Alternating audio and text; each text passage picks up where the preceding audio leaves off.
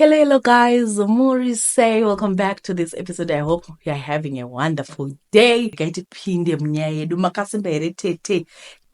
Kikikiri gai nditange ndaseka nhamo serugare ndisati ndatanga kurondedzera mahora ndakasangana nawo yangu yekuda kukurumidza kufamba iyi ikandipinza bhizi umwe musi. Mazuva akatanga kubuda mabasa eke ndakaaplayawo denga rikasekerera rikavhura nzira ndikawanawo basa. Hapana pane dambudziko tete. Mamedicals akangoitwa kuHarare chete apa ini ndichigara woBulawayo. Saka ndakafumobata jongwe muromo kuti ndikwanise kunobata nguva dzemamedicals pamwe nekuzowana time yekudzoka same day. Zvekuvata dzimba dzevanhu zvaindishupa. We still une hama dzinotsenga mvura sedzangu ichibuda muzvisvinwa. Unotoona kuti beta ndiite zveload than kunogogodzera ningi. Mota yakarohwa ikadaira tete takapinda mugweru pasina nguva ngani tainge tava mukwekwe. Ndakatombovata chaiko pandakamuka ndipo pandakanzwa kuti mota mairema. Ndakambofunga kuti kudai fiye kuti tiri kungofamba tiri vaviri, saka pfungwa dzangu ndidzo dzaindiudza kuti danger ahead. Ndakanzwa nenguva isipi ndinzwe sound iya inoita nenyoka tete. Kuda ndainge ndakanganisa kunzwa kana kuti maybe yaiva ringtone, nokuti vamwe vane maringtone eshiri embwa zvichingodaro daro tete. Sound iyi yakadzokorodzazve ndikanzwa muchairi achiti iwe go back. Muviri wangu wakati zhirr ndichipindwa nechando tete. Saka ndizvo zvandanga ndanzwa pekutanga mota umu maive nechikara. Asi wait, chainzi go back way kuback seat kwandanga ndakagara here? Ko akaipa instruction yekuti kobora passenger. Mumota makambonyarara kuti zii mutyairi aingoti mahora takazvipinza muna taisivira nekuda kwemaget rich plans, asi chatakagona hapana jeri rebhindura. Chenje ndakanga iri mota umu yakaita kuti angotanga kutaura kuti kana usina mari hauonekwi sechinhu musociety yatiri. Society inorespekta munhu nezvinhu zvaunazvo. Vasikana vacho vemazuva ano they are no longer pretending. Kana usina mari havatombokucheuki kana zvamuchose. Ipapo manje ndaironga zano rekuti ndingapunyuka sei mota umu without giving anything away. Ndaida kutiza nyoka iyi pamwe nemahora aingotaurwa nadriver. Ndakangotanga kumonyoroka tete ndichibata mudumbu ndichishinyira ita senge handichambogoni kana kudii. Ndakati kana asvika pagaraji agomira ndimbokumbirawo chimbuzi.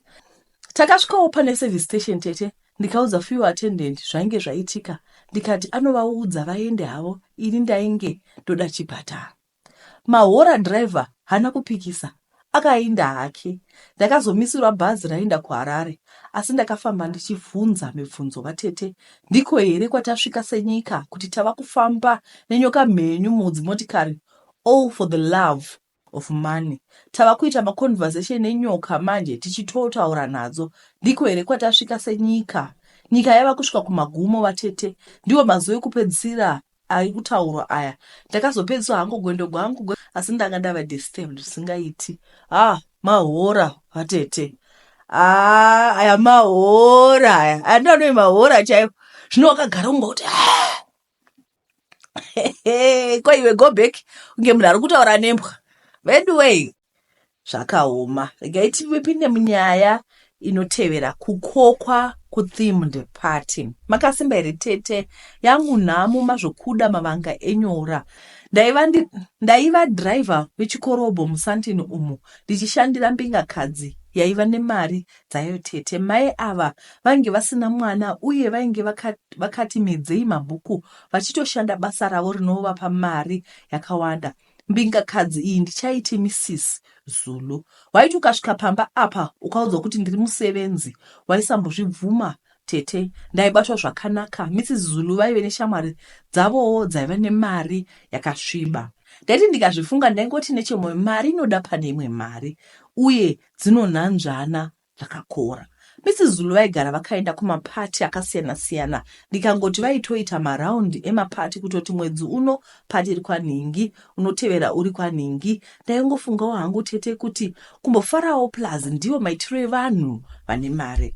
Paitodanwa vedheko, podanwa catering team. Kazhinji mapati aya aiti akatanga sokuti Friday aizopera kuna naSunday. Vakadzi ava vachidya nokumwa vachifara. Yaiva pati yemadzimai oga. Hapana pandakamboona munhurume. Ende chaito vachijairira pavakadzi ava vaisvika kuma15 kuti vazoita pati iyi. Umwe musi Mrs. Zulu akanditi kwaiva nepati ndaiva ndakasununguka kuattend. Yaiva all black party tete, zvichira kuti kubva munguo dzemukati-kati kusvika kuzvipfeko waifanira kupfeka zvinhu zvitema zvega-zvega.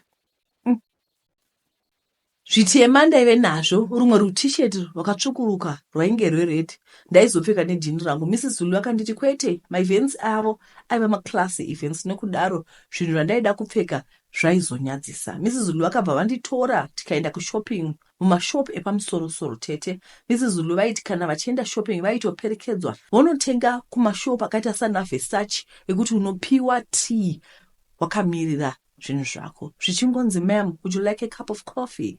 What about a glass of champagne?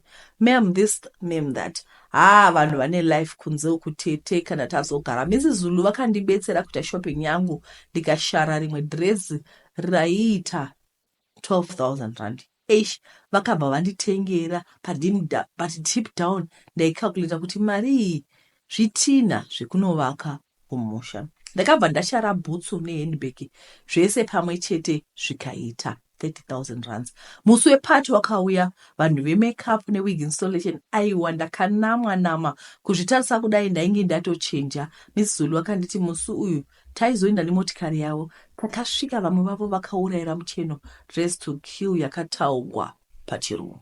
Pati yakatanga tete, tikadya, tikamwa, tikafara, vakahaya DJ Tira, yave happy tete.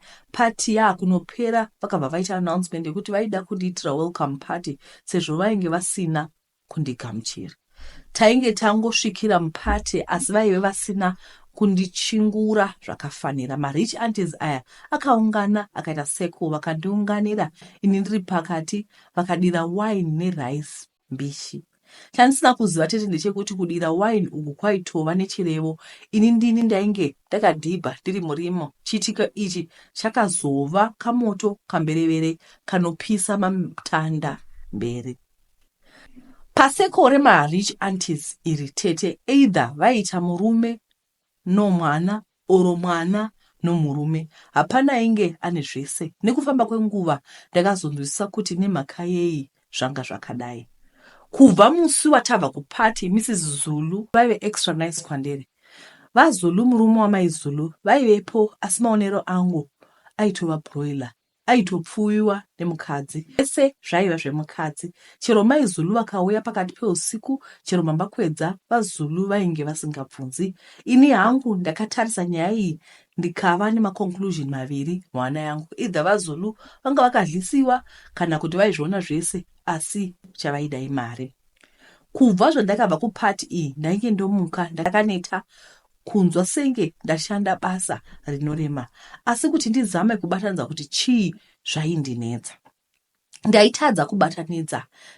Ndimbokudzoserai kumashure. Ndisati ndaenda kuthemed party iyi, Mrs. Zulu vaida kuti by 6 unge watanga basa rako remumba. Vaitova strict nenyaya yekumuka, asi kubva zvandabva kuthemed party, Mrs. Zulu vaisava nehanya kuti ndamuka nguvayi. Chero ndikamuka pakati pezuva rakacheka nyika, pane kuti Mrs. Zulu vatsamwe, hazvisirizvo zvaitika. Mrs. Zulu vainge vatowedzera kundifarira, vakabva vatenga imwe imba yavakakura kudarika yataigara. Yaiva double story zvekuti basa ranga rakatowandisa compared kumba yekutanga. Pakatotsvaka umwe maid kuti tibatsirane basa tete, asi kazhinji ndaizomuka basa zhinji ratohafurwa nekuti ndaive nehope dzekufa. Mari yangu yaive yawedzerwa naMrs. Zulu. Ndava kungowana tumafevha kubva kwavari. Ndaiziva vakangoenda out of the country vaidzoka nemahandbag, perfume kana hembe chaidzo. Vaigaro nditi you are the daughter that I never had. Koteri ndaigoziva kuti kwese uku kwaiva kufako. kwaingofagwa nehwitsi senge chanana. Mrs Zulu ndivo vaitobhenefita kubva kwandiri zvekuti zvese zvavaita yaitova change yeziya rangu. Pama-off days ndaipota zvangu ndichienda kumoo kunoona dzaingova shungu dzembwa kuchinama senge inogona kuseka. Kwaigarwa naMrs Zulu kwaigara vane mari dzavo, zvinhu zvacho zvaive singatengeki kuri kudhura. Saka mumusi ndakaenda hangu kumoo kumbonorefresha. Ndakasangana navo baba vakandipa flyer vakanditi, mwana wangu, une hushereketwa huri pauri, une hushereketwa huri kuitwa pauri, ndinoda kukubatsira. Havana zvavakataura zvakawanda, vakati kana uchida zvezere ugouya kuchechi kwenu.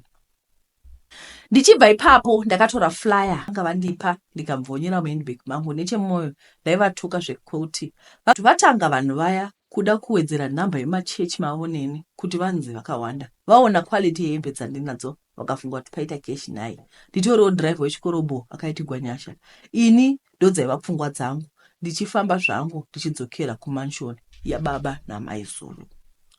Mavhiki matatu apera tete kumuka senge munhu atsikwa netarakta hakuna kupera.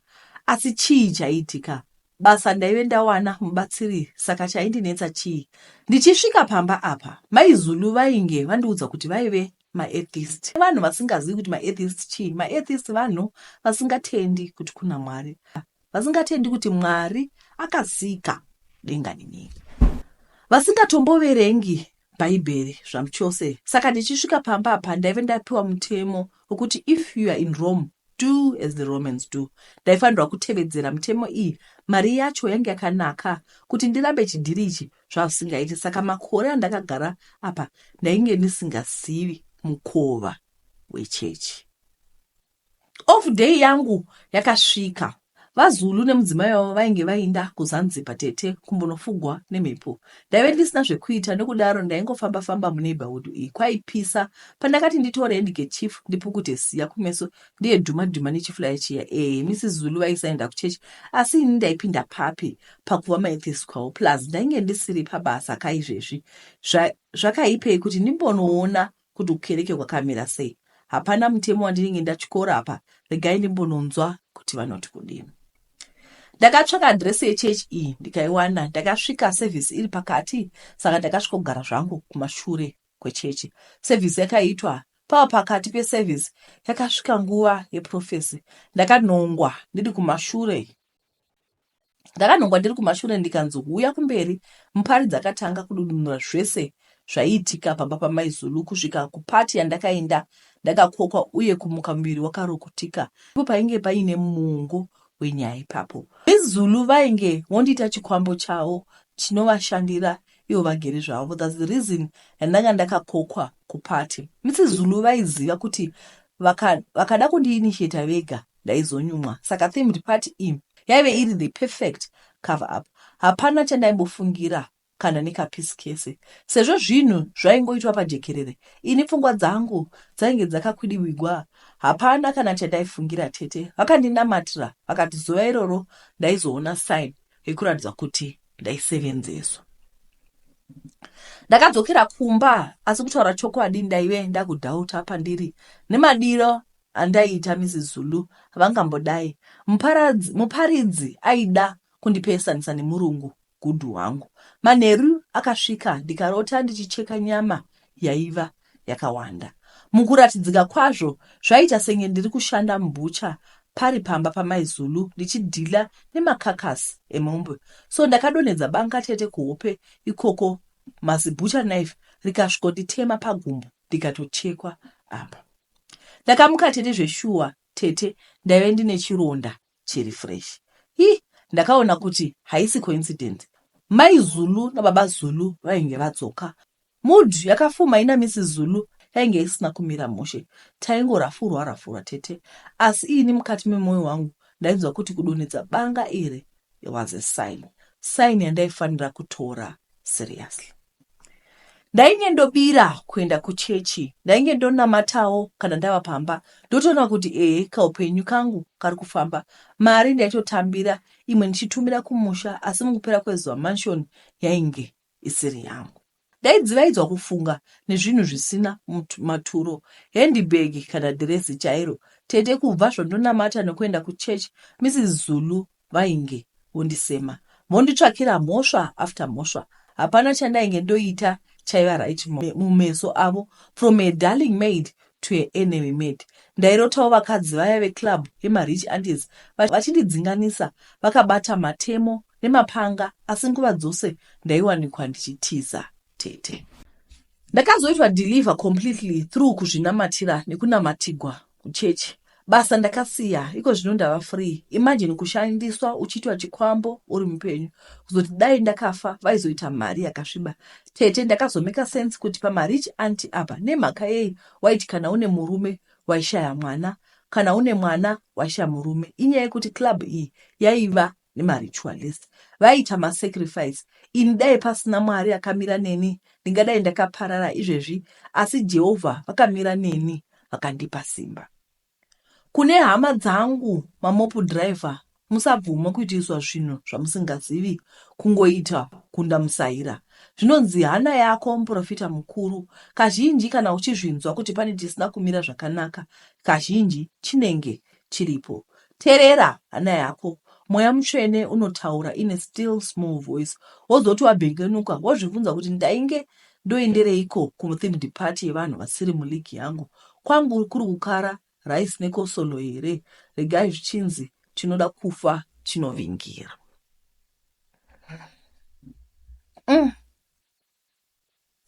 Zvakaoma.